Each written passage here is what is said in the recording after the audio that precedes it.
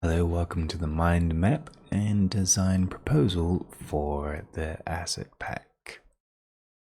So basically what I did is I defined what I can do and what I should not do, and I've dug deep into the references and took note of what is great and what is not.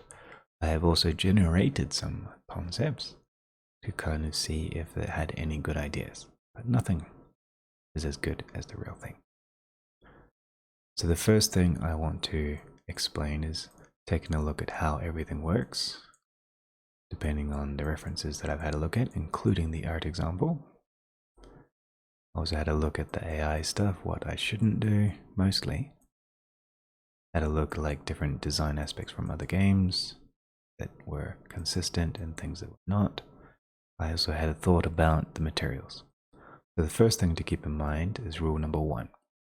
Extra props can appear per tile type to bring in consistency with other tile types, also breaking it up. For example, a forest could spawn with a rock or not, and this rock can also spawn in a meadow. These are global assets that tie things together. So that means I need to create a global asset library.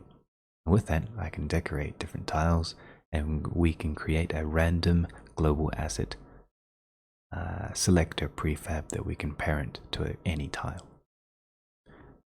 Second thing, if there are textures, they are geometric and of low poly aspects and the color variations. This can be set to triplanar world space patterns. So this is expanded in point 13 and 16. But basically, I can use geometry with some texture to break things up, or I can use them to define things. But these are defined by world space shaders and a noise luminance, I guess you could say, and hue shift. Number 3. The principal tiles have texture or color edges for readability. In this case, regardless of how I build the tile, regardless of overlaps in decoration, there is a clear border of what is the principal tile, and it should be seen at all times. Number 4. Contents. Truche allows for paths of elements to form and build pathways in creeks, paths, foliage, and trains. The tiles could be of one type and has a snap of rotation 60, or I could have and it's done in random intervals on level generation. This can be, I have 2 tile types at the moment, but I could use type A, just one Truche type per biome, or have 2 of them in a similar type A, or use a type B as well. And with that, the random rotation makes them fit together nicely. As you can see to the right here, things could look quite organic depending on how I do the modeling of that particular tile. We don't have a lot of space, so it'll be quite minimal. Number 5. There is a slight overlap of elements, and it is welcome.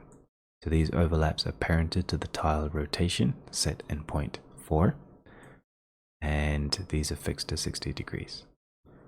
So for example, I could have overhanging, underhangs, I could have expand tiles. So for example, a mountain tile would usually be a bit larger than the tile size because mountains are big, and a reed tile could have a lot less decor because it's in the river. Number 6.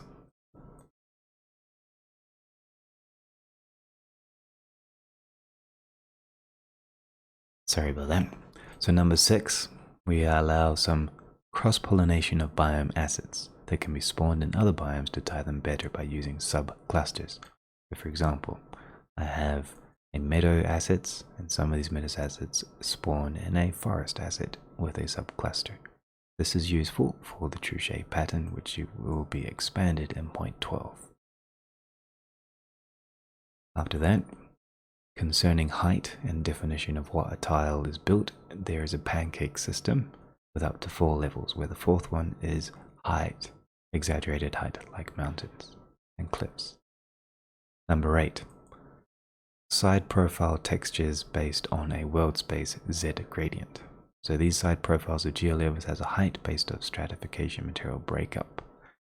This is basically make things look like it's made out of dirt and rock, and if there is a tile that's very high, you can tell if it's high or not. Masks are defined by vertex colors, but the top does not, and they're defined by the material. I may have to experiment with this a bit more, but it should be in the shader. Number 9. Shelves can be sub-hexagons or blocky designs with similar angles with 30 to 55 degree random rotations. Basically, you have a parent tile and then you break the tile up into different pieces using shelves. As you can see, I'm using the stratification colors built into this a little bit with the clear border. Number 10. Small details contain no bevels and large details contain weighted bevels. As you can see here, I have a large tile, a medium block, and a small block. The small block contains no bevels, but a medium block does. And these are weighted bevels, so it's very low poly. Number 11. Large consistent assets, hills, and mountains have a general similar in angle and shape language. They align to world space regardless of parent rotation. Grass and small foliage details also are billboards and align to world with camera-facing tracking. As you can see, these mountains are all facing one direction to the world, and if the parent tile rotates in a 60-degree random rotation, the mountain would be fixed to the world. Billboards work in a similar way. They also are fixed to the camera. But if there's a camera rotation, they'll be fixed to that. Number 12. An expansion to the Truchet. Sectorization of tile type element assets with cross-pollination of other tile elements and global assets make the Truchet patterns. So as you can see here, I have two meadow tiles. One of them is rotated one way, another one's rotated another way with the random placement of a forest or a common asset, global asset. And then these tiles here with the yellow section, which is kind of a sub-pocket from the meadow, is built into the forest tile Truchet. Some of these pockets could be random selection or it could be a proximity selection, or it could be a global asset selection without any cross-pollination. One way or another, these can be kind of a random system, but they're designed in the Truchet to kind of break things up and create kind of a blended terrain with a dominant biome. And it should work with the Truchet. So with that, that's a clever design. After that, number 13. Color variation is a world space blob shader, and this affects some elements, not all. There is a light variation that is affected, and there is a complementary color variation affected.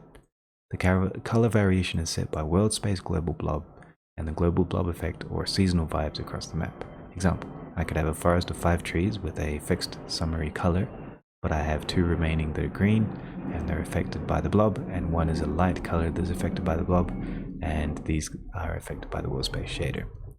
For example, these trees here, they're all green, but I have one tree that has a different color affected by the seasonal changes, and another asset that is affected by the seasonal changes. And this is defined by a world space shader mask, defining the color aspects of these subtle aspects. A good example is from this particular game here, where if we take a look at a very top view map, we can see some trees are autumny, and other trees are spring-like, and other trees are summer-like. If we take a closer look at these trees, we can see that, let's take a very close look. Maybe 2 out of 3 or 3 out of 5 have a color change, but some of the trees do not change at all, or change very little. So this could be applied to all of them or not, depending on, as you can see, this material is floating around the whole world. So this area is in autumn, this area is in spring, this area is in summer. So we're going to work with that. So this is defined by shader into the design set by vertex masks on ones that have more power or not, and a number of other elements. So I will be working the shader in Unity to do this, and I will design it first in Blender. 14. Color variation determines seasonal coziness, example spring, summer, or autumn, and this can help us define which tile is supposed to be what. So I guess you could say the tiles that are most about the animals are in summer and spring, and the tiles that are in the wasteland or in generics are more about autumn. And with that, we're bringing life and beauty to these areas. So we can work with that. Another thing we can do, I decided to leave winter out of this because I wanted things to be warm and cozy. A warm spring, warm summer, warm autumn. After that, 15. Proportions work on a large, medium, and small scale with tiny, small as minimal and billboard based. Basically, I set up some rules where large assets are basically 1/3 the size. So mounted would not be too much bigger than 1/3, maybe half of what a tile volume is.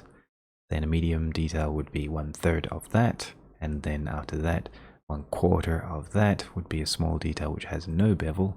And then after that, a billboard would be half of a small detail. So in a total percentage, billboards are maximum or minimum 1.75% of the full detail of a piece, which means I can zoom out quite a bit and I can still see the billboards without causing too much noise with anti-aliasing, and I can zoom in quite a bit and still be okay. So the scale is basically ×5, almost. 16. Geometric textures can be built in and still be performant using geometry and vertex, shader rules, and world space texture. For example, under tree mulch, ruin, decorations, leaf overlays, etc. This could also be set by the Atlas UV texturing and masked by vertex colors to not be affected by tile colors in general, or world space texture could then be used to vertex color masks too. This is optional and depends on aesthetic. Maybe geometry detail is enough. Basically, in this example, I have some dirt mulch under some trees. This mesh hair is low poly and contains a vertex mask where the world space material goes onto it. This same vertex mask can make it an exception to the global color variations of the assets. 17. Tiles have a dominant color coding system. We all know this, with decor as analogous colors and cherry-picked highlights from a set of palette defined globally. These are defined by the texture atlas and UVs, or broken up by vertex masks and global world space blob systems defined earlier. Exception, like a highlight or a variation defined in point 13, which is a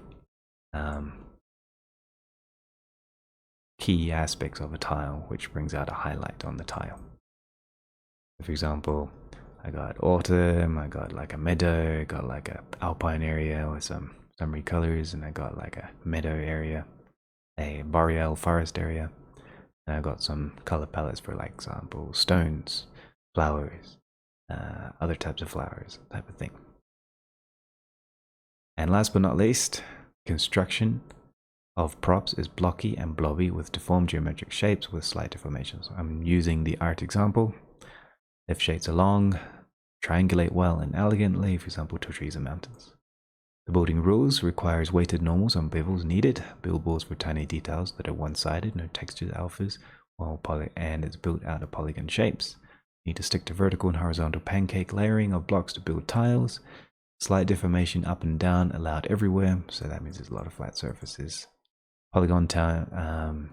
Flat deformations up and down allowed everywhere, also allows for intersections without any problems. Got to make sure that works. Polycount per tile is between 200 to 1,000 tries per tile, no more. These examples from the art pack are 528 to 378 tries, which are perfectly reasonable. Hidden intersection topology should be cleared out, and Z-clip must be avoided, so deform often. So with that, these rules will help me define how I'm going to design the game and also create the art pack and concept art. So that is the next step. So thanks for listening to this video. I'll be sending each one of these as a small screen capture and a very large render. So have a good day. I hope to get you more updates very soon.